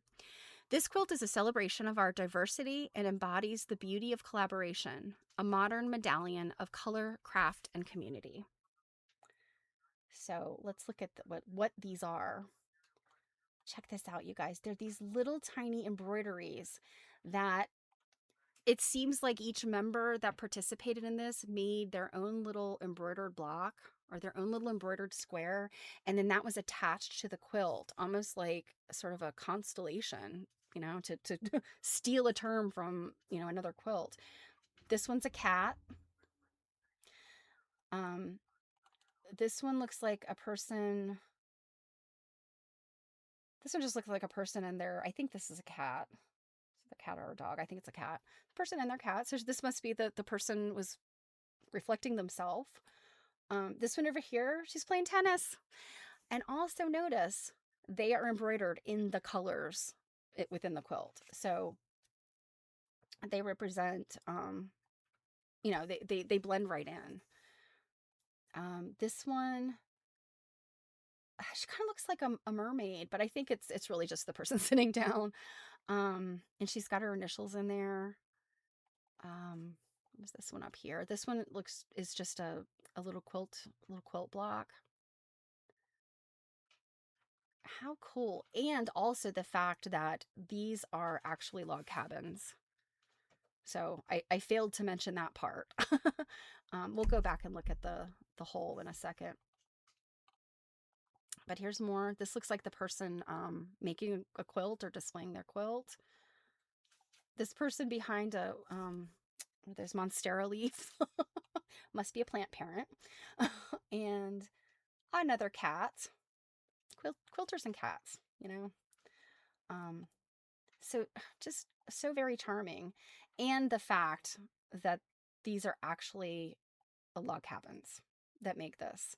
And you would not immediately know that until you walk up and look at the quilt because of the way the quilting is in there and just how, basic and large these sections of color are. It really sort of it belies the complexity. So it isn't until you get up in here close and you realize, oh my gosh, that is a log cabin. And these log cabins were carefully placed so that, they would form this like very simple looking outer piece. This one is also my favorite of all of my 150 favorites. I think this was brilliant in what they did. Okay. I think we're getting pretty closer to the end, I think. Okay, this one's called Centerpiece. This one uses words again, along with motifs. And yeah, as we're getting through here, you see there's a lot of things. Certainly, I'm sure there, especially when we're talking about multiple guilds within a state, certainly some of these guild members may have contact with each other and maybe shared like the details of their project. However, I would say that's few and far between that actually happens. But when you look at the decisions that they made, you see a lot of similar ideas springing up on their own in different places. I think that it's a tribute to the fact that, great minds think alike sometimes, the execution being very different though. So think about the other word quilt that was earlier on, different set of words, but no less impactful. And then think about like Pink Pony Club and the motifs. Now, obviously, these motifs are very specific to the words, but still, you've got this sense of, the kind of the ideas were, great ideas, right? So this is salam, peace, and pause. And then what is this up here? Shalom. I can't. I can't quite read what that is. I'm not sure what language that's in. And I'm not sure about that one either, but very, very neat. And I love what they've done here. So they've got the traditional, probably applique peace signs, and then you've got these hexagon peace signs. I've never seen hexagon peace signs. I'm like, heck yeah, I'm gonna make some of those. And then the peace sign hand. That this is probably like foundation pieced. Very cool. So this is by the Greater Atlanta Modern Quilt Guild. So Greater Atlanta MQG. And they said inspiration for this quilt came as news reported U.S. naval deployments in the Middle East, leading us to design this quilt centered on the theme of peace. And I think this would have been last summer. I think, was it June when there was a naval deployment in the Middle East? I think I'm right about that. The quilt follows a log cabin design. So it's a giant log cabin, right? You're starting with your medallion here, and then you're adding these pieces on. It's probably more of a courthouse steps, but still, I mean, it's in the log cabin family. So, a log cabin design with an enlarged center block. Contributors received fabric and were given creative freedom to design their assigned blocks. The blocks were positioned on corresponding sides or edges, allowing individual expression while creating a harmonious whole. So I love this. Very cool.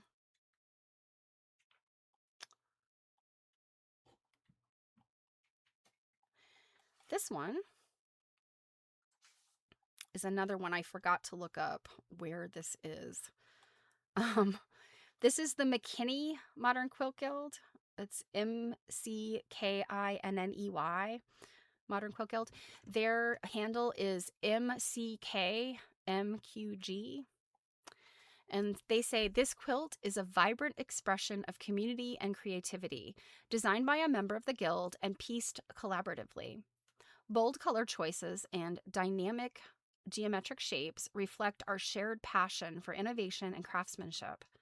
Each block represents a collective effort, celebrating the beauty of modern quilting and the strength found in working together. Hey, Quiltish? Texas. Okay. So McKinney Modern Quilt Guild is in Texas. And they have some interesting techniques in here. I mean, they've got like this curved piecing and these elongated half square triangles. My assumption on this one is because, again, this is one that's a little bit more on the simple side. Quilters of different skill levels, but executing this, I mean, I think they did a beautiful job. And then this is a really interesting, all over quilting pattern. I love that. It's almost like a mid-century modern kind of little doohickey. And this is another one where I will ask the question, what if instead of the green and the teals being predominant, what if the pinks were predominant and the green and teals were on the corners? We've got a different looking quilt.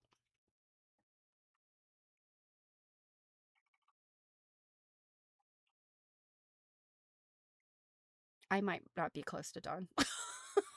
I think we're not going to read much today, if at all. I'm sorry, guys. I always think I'm going to be able to get through these quickly, and I can't. So this one's called Multifaceted. This is by the Salt Lake Modern Quilt Guild. So I'm assuming Salt Lake City, Utah, what is my guess. Their handle is at Salt Lake MQG. And they said, our group members contributed paper pieced blocks designed by our programming VP.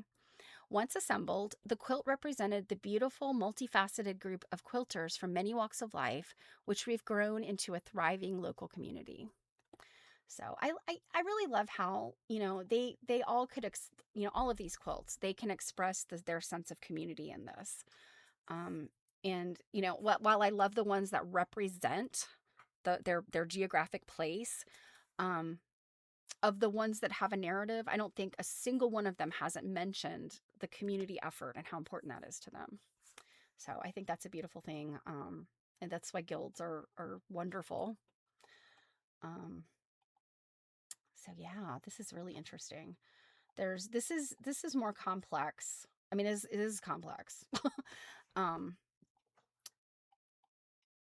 yeah. And then the quilting itself is, I think, kind of this like, it's like almost like a cross sort of shape that they're two little forks, kind of like reminds me of the palm leaf um, piecing thing. That kind of looks like I don't know, what are the little jaggedy things, the little fronds. You know what I'm talking about. Anyway, but then this here around that takes some planning to do, because it's almost like a knot, sort of like a, yeah. I'd have to sit here and like really really reason this out. But yeah, there's some complexity there. I like that. And what I think is cool about this one is I think they made an effort to balance all of the colors. So no one color really stands out. They've used them all sort of equally. And that's a design choice, right? So much pink.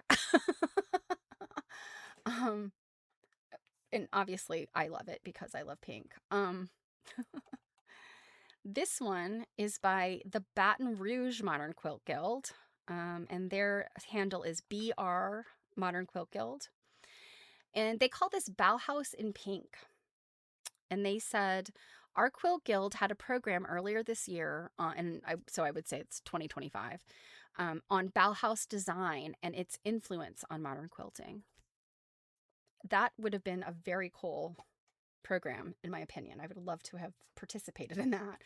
Um, again, very, very simple in that, the medallion is this, well, the medallion's not simple, but the rest of it, I mean, it really is. It's just, it's a lot of straight lines. And even the quilting itself is a lot of straight lines, but this is giving Bauhaus. um, and then coming in here and just looking at, some of the quilting, and then these pieces. I could tell you that geese on a curve is not super easy. So, 2 thumbs up for that. I also love what they've done here with this alternating stripes. Up close, it's like, oh, alternating stripes. But the way that those colors sort of blend, when you pull back out, it almost looks like this kind of like ombre effect, kind of shimmers to me. Um, yes, very Bauhausy. Good job, Baton Rouge. And like I said, how would it change if it wasn't the pink predominant?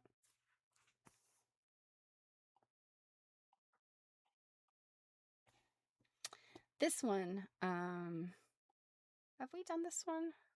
No, we haven't. Okay. Um, this is called Starburst, and the guild is Mount Tam Modern Mini. And I'm assuming this is in California, Mount Tamalpay. I think that's in like central southern California. They said, our group is relatively new, so this challenge was a great way for us to get to know each other better. We took a traditional Lone Star, broke it into pieces, then brought the theme back in wonky stars in the border. So that's pretty cool how they alternated very traditional with the improvisational style. And that's pretty cool for them that they're new they're a new group, but gosh, look at their execution on this. This is amazing. We got some talented members for sure. They also did something that I do quite often in my bindings is the scrappy binding. I love a scrappy binding.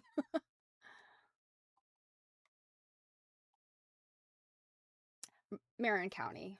Okay, is Marin County is that's more north? I've been to that region and but I can't think of which part of California that is. This is wild. This is called Getting to the Point by Red Rock Modern Quilters. Their handle is Red Rock Modern Quilt. And they say, our team collaborated on this quilt in pairs, 2 quilters assigned to each round of the medallion. We did not start with a finished plan, leaving creative design freedom to each duo. Much to our surprise, the finished product came together much better than expected. Sometimes, when getting to the point, you don't always have to have a plan. Just enjoy the process along the way. That's pretty cool. I mean, that is, that's a decision because you don't know. Like when you don't give people like some guidelines, you don't necessarily know what they're going to come up with. But on the other hand, my guess is if they are a group that maybe has been together for a while, they might have some kind of some idea of what their members would come up with. But how cool. And the fact that it was 2 quilters doing each round of the medallion, that's different than some of the other quilts where each quilter was assigned like say a block and they got their kit, or the quilters that worked on these things collaboratively at their sew-ins. Like, I think the story of how these quilts came about is just as interesting as the quilts themselves. And I think what they did here in the center of the medallion is very striking. Nice job, Red Rock.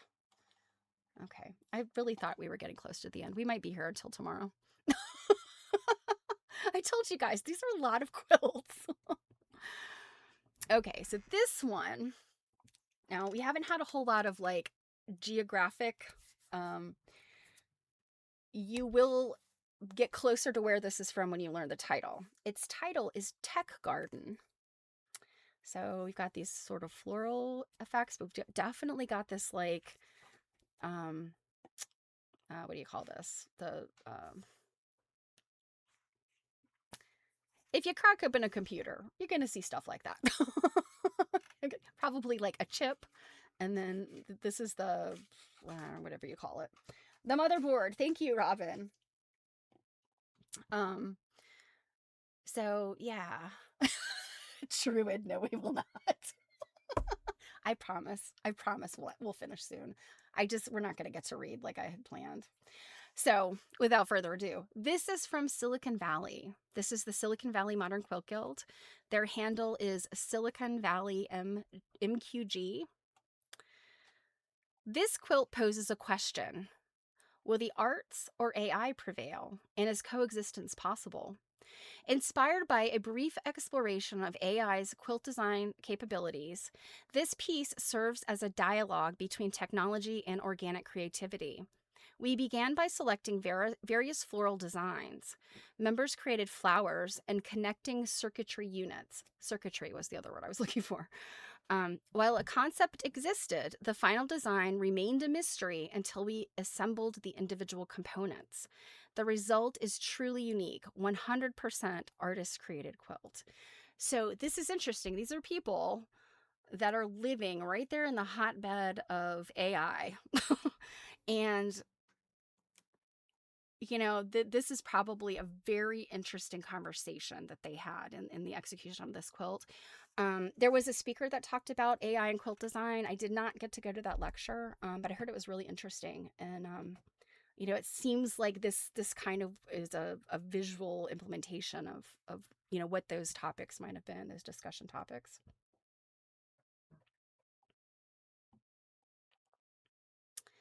This is fun. This one is really hard to sort of figure out the medallion, but it's there. It's there.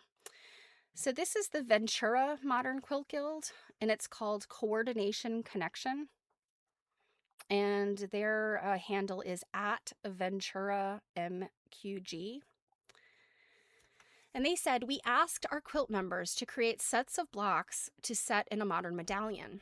Over half of our guild members created sets of 4 or 8 blocks. The guild had a sew-in where members helped create the layout and assembled the quilt in one day. All blocks that were turned in are included in the quilt, although some are on the back. So this must be a fairly large guild. I mean, even with a single member creating 8 blocks, I think you still got a lot of people involved here. And the medallion is created by these diagonal set blocks. So they carefully chose, and it sounds like it was a group effort in laying this out. They chose these blocks to put here with these diagonals, so it gives you that medallion. And then of course you have these corner pieces that further cement that. So it's that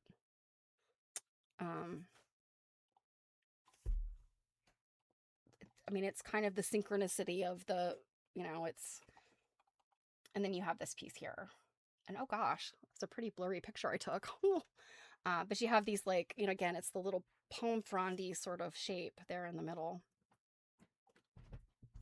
This is another one that it's certainly very busy to look at, but once you get up close, you realize that there is this symmetry to it. Even when the symmetry is like, so as an example, up here you've got these 2 pinks and green for this block here, or set of blocks, and then come down here and it's the same thing, but it's the blues surrounded by green. And the same thing with these corners here. These are like kind of drunkard's path blocks, and they've also got that like opposite. So it looks like they took the color palette itself and played off of like the opposites in the color palette. That's pretty cool. And you guys know, to me, more is more. Oh, and this was also a little bit of a surprise. You had some little surprise elements in here. There's these little flowers, these little tulips. And then you can see here, I took a picture of one. They kind of got lost because it is quite a lot going on in there. And I do not, like I said, I do not mean that as a criticism, because my goodness, I love a lot in a quilt. All right, I think we really are truly getting close to the end here. Sort of. We've got about 3 more to go. We might go a couple minutes over, but I promise we won't be here till tomorrow, Druid. I promise. So this one is called After the Storm, and this is by the Western North Carolina Modern Quilt Guild, and that's WNCMQG. And they say, this is created through a true group effort. This quilt reflects collaboration in every stage, from design to assembly. Over the past year, as Western North Carolina has rebuilt and healed following the devastating storm, that being Hurricane Helene, our quilting community has found renewed strength and connection through shared creativity.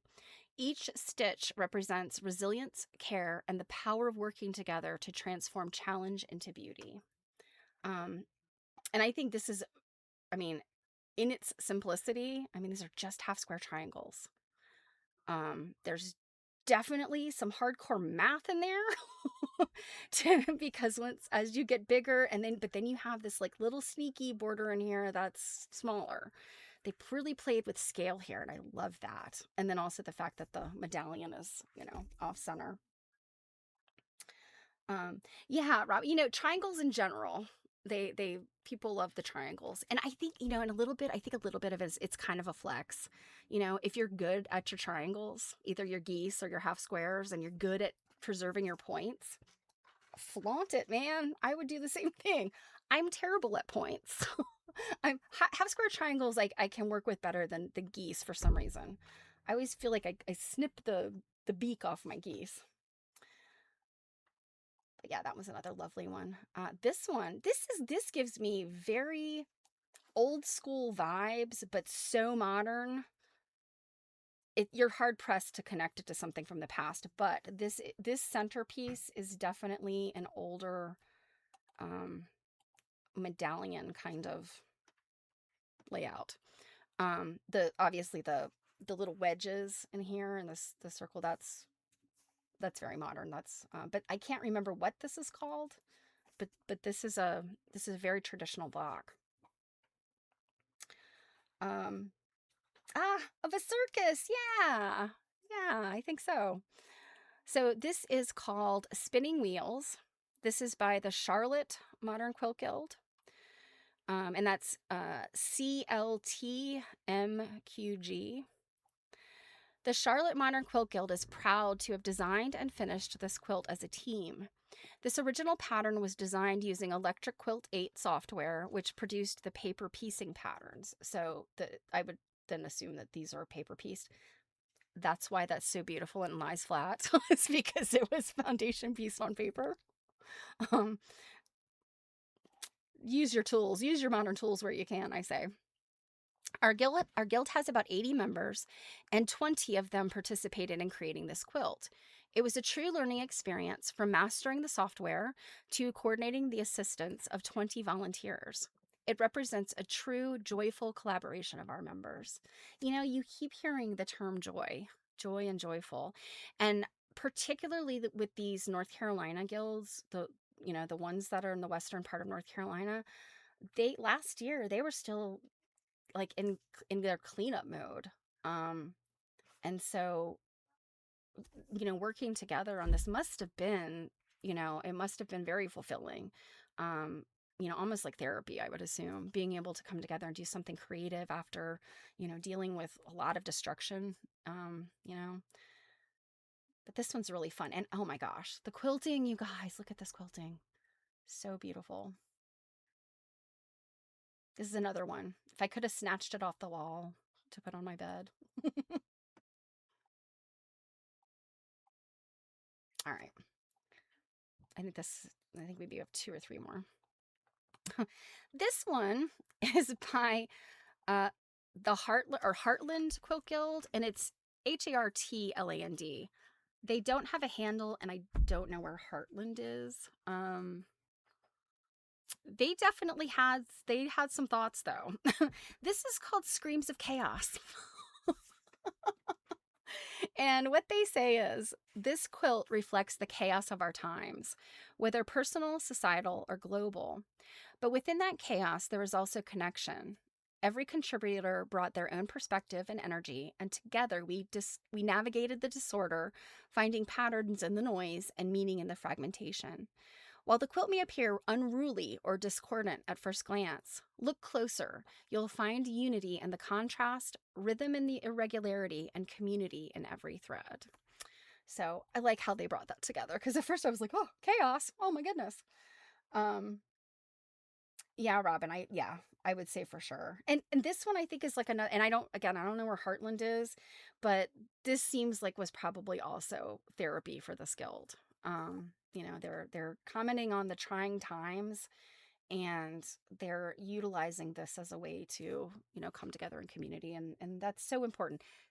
That is really what so much of and when I say modern, I mean today's quilting is about. We don't need to make quilts, but some of us have to make quilts, in order to maintain our sanity. So this seems like a one to me that is doing and saying that. And I really love these pieces. I don't know how much of this is like improv or if they maybe plotted this out there. I mean, it's a spoke design. Um, I mean, just real quick to go back to this one. This is also a spoke design, but this one's very straightforward, whereas these are fragmented. So, just a simple change like that and makes all the difference in what you're looking at. I also really like this quilting pattern. It's like this elongated sort of orange peel shape, and then it's got this like figure eight of two more orange peels inside. That's really interesting. Never seen that one before. Okay, so Drew's not finding their page. Let's hope they're okay. I'm kidding. This one just, when I went by it, I was like, chaos. Oh my gosh. Um, I don't, not knowing where they are, I couldn't say much other than, you know, I like what they did here.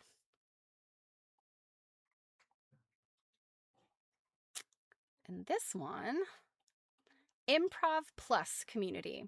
This is the Los Angeles Modern Quilt Guild. And Los Angeles is they're where the Modern Quilt Guild is originally from. So they're like kind of the meta. And their handle is LAMQG. And they say this is LAMQG's 2026 Community Quilt Entry. Each of us improvised plus blocks, and we put the medallion together based on how the blocks came in. So I read that, and several of us had a discussion about that because there was other people were standing there reading this, and they read that as somebody was there assembling as guild members, like sent in or dropped off their blocks. And I mean, that's kind of how I interpreted it too. So it's, and what they say is it was very much a trust the process and trust each other quilt. In keeping with the spirit of community, it's wonderful to see the final product emerge from everyone's individual creative instinct. So, I mean, the randomness of when, the people you get the blocks from first, the early people versus the late, I couldn't tell you how, it seems to me that they kind of created the blocks that way. And then obviously, these outer ones had to wait because they're bigger. So it was interesting to me that they were creating this just in the order they came in. That's an interesting way of doing it, and it is successful. It's really, it's great to look at. That could have really backfired on them. And look at this fun one. This is the last one, you guys. So, um, Heartland, Michigan. Okay, so maybe the Heartland, the Screams of Chaos might be in Michigan. So the quilting in this one's fun. This has so many different elements. And it's interesting because this top piece, so busy, a lot going on. And then this bottom piece is more subdued. And, you're kind of looking and it's like, well, the medallion is, question mark. But if you put some invisible lines in here, you got at the very center, and you could kind of keep working your way out so that the traditional elements work with these more spare elements. And you can find the medallion in there. And I think I mentioned at the top of the hour that some of these, had a non-traditional medallion, and some of them had a medallion that you really had to like look into it to figure out where they were going with the medallion concept. This is another one I think was very successful. I mean, I keep saying that, but like, they're all successful. They're all great. Really fun quilting in here. The quilting up here is very improvish, it's kind of like, going in sort of a little bit of a, like pickup sticks kind of reminds me of. And then this is this very controlled circular design. Another pretty cool one. Oh, I guess I should probably tell you who made it. It's called Exquisite Medallion. And it's made by the Austin Modern Quilt Guild. We presume Austin, Texas. Their handle is Austin MQG. And they said 8 designers determined rules for an exquisite corpse quilt. I have always wanted to do an exquisite corpse. I'll tell you what that is in a minute if you don't know.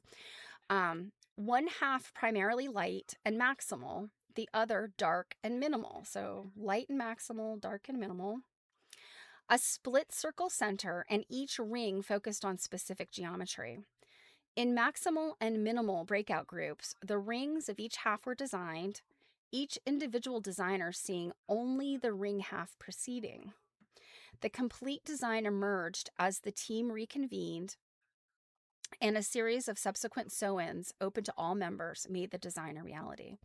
So the idea, if you've never heard of the Exquisite Corpse, it's an art exercise which the so the time period you've got your absurdists and your very beginning of modern art, um, artists like Andre Breton, Marcel Duchamp.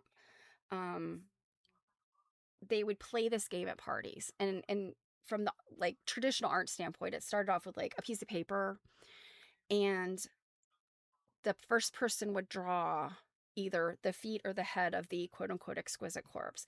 And then they'd fold the top down just so the edge of the paper covered up. So, assuming they started with the head, it would cover up the head and just have like, the neck. So then the next part needs to belong to the neck, and it would be passed to the next artist. Well, the next artist can't see what the head looks like because the paper's folded over, right? So they're responsible for then the arms and that part of the body, arms, and then that like kind of the chest part. And then the same thing, they'd fold it down right to the edge of where they stopped. And then the next person then is doing like the rest of the trunk, and so on until you get all the way down to the feet. And I guess it depends on how many people you have sort of playing the game as to how many parts there are. But each person is putting their own style. They have no idea what the people before them did. So they're putting something in there. It could be wild. It could work together, like amazingly. So I think that's very cool that they did that. It's sort of the idea of a mystery challenge or a round robin challenge, but it's got that aspect in it that you don't know what's, you only know what the person before you did, like it's interesting. It's just very cool that they did that. I've always wanted to do something like that. I've had this idea for an exquisite corpse project for a very long time. So yeah, that was a fun one to end on. So, well, I am a couple minutes over. I appreciate everybody who stuck around. I haven't looked at the numbers, but hopefully nobody ran away right at 4:00. I hope you enjoyed those. These were so inspiring to me. Like I said, some of them, if I could have, I would have ripped them right off the wall and brought them home with me. I think all of them were just an incredible execution on the idea. And, oh, so Robin says she noticed that Mary Fonz dropped some Quilt Nerd episodes on her YouTube channel. So she must be pulling up some of her archives and making them live on YouTube. So go check that out. Just search Quilt Nerd on YouTube. You'll find her if you don't already follow her. So Mary is fun. If there are later episodes, you'll hear my voice. I was the floating apparition, her Johnny Pardo, in the later episodes. So that's cool. I'll have to go back and revisit them myself because, I was there. But they're on her Mary Fonz page. Okay. So then search Mary Fonz on YouTube. Probably both will. If you search Mary Fonz or Quilt Nerd, they'll both come up. They're pretty popular. All right, you guys. I have got things to do that relate to Winter Virtual Seminar, so I'm going to get going. I hope you guys enjoyed these. I certainly did. I think they're wonderful. On Thursday, we'll take a look at the blue ones. And hopefully, my gosh, poor Elizabeth, we will finish this book eventually. I promise. Perhaps I will surprise you by just doing an entire episode of reading, if you guys can stand that. So I hope you have a wonderful week. If you follow me and Jill on Quilt Nerding, we will be on tomorrow night, 7 p.m. Eastern Time on the Quilt Nerding YouTube channel. I haven't talked to her in a few days, so I don't know what we're doing. I might be responsible for coming up with something. I don't know. We'll find out. It's always fun, right? So, and if you don't follow us there, I'll be back on Thursday like usual. And like I said, we'll do the blue ones. So it'll be a whole other set of these different guilds. So have a wonderful week, you guys. I'm going to go drink something for my voice, and I will see you soon. Mwah! Bye.